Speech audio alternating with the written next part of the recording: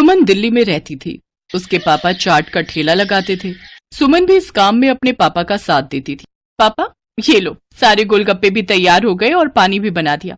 बस मीठी चटनी आप बना लो, मैंने हरी चटनी बना दी है। सुमन बिटिया, सारा काम तो तूने ही कर दिया।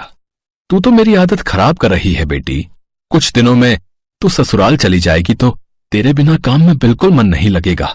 तेरी बहुत कमी खलेगी बिटिया। बस रो दिए। सुमन, अब तू ही अपने पापा को संभाल। थोड़ी थोड़ी देर में मन भारी कर लेते हैं। पापा, मैं आपको छोड़कर कहीं नहीं जाऊंगी। मुझे ये शादी नहीं करनी। मैं भी आपके और माँ के बिना नहीं रह पाऊंगी। पापा। नहीं बिटिया, ऐसे नहीं कहते। बेटियों को अपने ससुराल जाना ही होता है। केशव बहुत अच्छा लड़का है, तो ससुराल में बहुत खुश रहेगी। सुमन की शादी सूरत में तय हो गई थी। 1 महीने बाद सुमन की शादी थी, इसीलिए सुमन अपने माता पिता से दूर दूसरे शहर जाते थोड़ा उदास थी। सुमन बड़ी थी और एक छोटा भाई था जो अभी पढ़ रहा था। धीरे धीरे 1 महीना बीत गया और सुमन की शादी का दिन आ गया।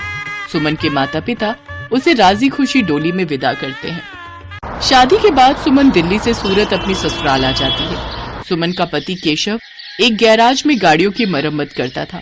सुमन समझदार थी, उसने आते ही पूरे घर को संभाल लिया। बस बहू, मैं और रोटी नहीं लूंगी, केशव को दे दे। बस एक ही रोटी देना, पेट में बिल्कुल भी जगह नहीं है।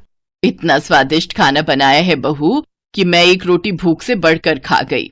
कहा माँ जी, 2 निवाले की 1 रोटी होती है मेरी छोटी छोटी। अब मैं आ गई हूँ ना, तो रोजाना आपको ऐसे ही गरम गरम मेरे हाथ का बना भोजन खाना होगा। कोई बहाना नहीं चलेगा। हमारे तो भाग्य खुल गए बहू, जो तुम हमारे घर में बहू बनकर आई। जीती रहो।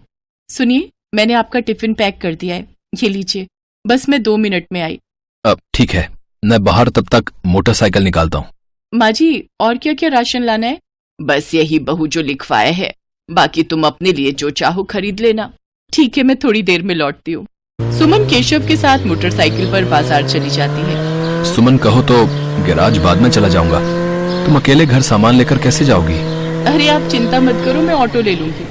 केशव सुमन को बाजार में छोड़कर गैराज जाने लगता है। तभी उसकी मोटरसाइकिल के आगे कहीं से एक पत्थर आ जाता है। केशव की मोटरसाइकिल लड़खड़ा जाती है और वो बहुत तेज गिरता है। केशव को काफी चोट आ जाती है। सुमन कुछ ही दूरी पर थी। हे ईश्वर, ये क्या हो गया? भाई साहब, थोड़ी मदद कीजिए। चिंता मत करो बहन जी, सब ठीक हो जाएगा। कुछ लोग सुमन की मदद करते हैं और केशव को बराबर के अस्पताल में ले जाते हैं। डॉक्टर केशव का इलाज करता है। कुछ देर बाद केशव को आराम मिलता है। ज्यादा गंभीर चोटें तो नहीं थी, पर केशव के पैर की हड्डी टूट गई थी। 2 दिन बाद केशव को छुट्टी मिलती है। माँ, मैं ठीक हूँ, बस पैर की हड्डी में ही तो फ्रैक्चर है। कुछ महीनों में मैं ठीक हो जाऊंगा, चिंता मत करो। अरे माँ हो ना बेटा, तू नहीं जानता, जरा सी खरोच भी बच्चे को आ जाए तो माँ का कलेजा निकल जाता है।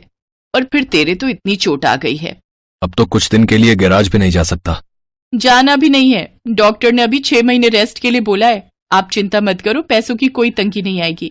मैं कोई काम शुरू कर देती हूँ ताकि घर में थोड़े पैसे आते रहें। तभी सुमन के माता पिता भी दिल्ली से आ जाते हैं। सुमन ने उन्हें फोन पर केशव के एक्सीडेंट की बात बताई थी, जिसे सुनकर वो रह नहीं सके। अब दामाद जी, काम की कोई चिंता मत करो। सुमन ने मेरे से चाट बनाना बहुत अच्छे से सीखा हुआ है। सुमन बिटिया, तू यहाँ सूरत में दिल्ली वाले गोलगप्पे शुरू कर, वो तो बहुत अच्छे बनाती है। कुछ दिन मैं यहाँ रुक जाता हूँ, जब काम सेट हो जाएगा तब मैं वापस चला जाऊंगा। हाँ पापा, ये ठीक रहेगा। दिल्ली वाले गोलगप्पे यहाँ बहुत अच्छे चलेंगे। हमारे इधर आसपास किसी ने भी दिल्ली वाले गोलगप्पे का काम नहीं शुरू किया हुआ। केशव बेटा, आप सारी चिंता छोड़ दो। पापा और मैं कुछ दिन अब यहीं रहेंगे। शुक्रिया माँ, शुक्रिया पापा, आपने मुझे बहुत हिम्मत दी है। ऐसी बहू और ऐसे समधी सचमुच बहुत नसीब वालों को मिलते हैं। सुमन की सास की आंखों में आंसू आ जाते हैं। केशव को भी अपने सास ससुर के आने के बाद बहुत हिम्मत मिल गई थी। सुमन अपने पापा के साथ सूरत में गोलगप्पे का ठेला शुरू करती है, जिसके ऊपर लिखा था दिल्ली वाले गोलगप्पे। गोलगप्पे के दीवाने तो बहुत लोग हैं और सूरत में तो पानीपुरी के सभी दीवाने हैं। ये देखकर सुमन और उसके पापा ने गोलगप्पे का स्टॉल लगा दिया। उनके बने गोलगप्पे बहुत पसंद किए जाने लगे। सुमन बिटिया, मुझे पता है अब तुम काम अकेले संभाल लोगी। अब हमें चलना चाहिए। सूरज भी अपनी बुआ के घर बहुत दिन से रुका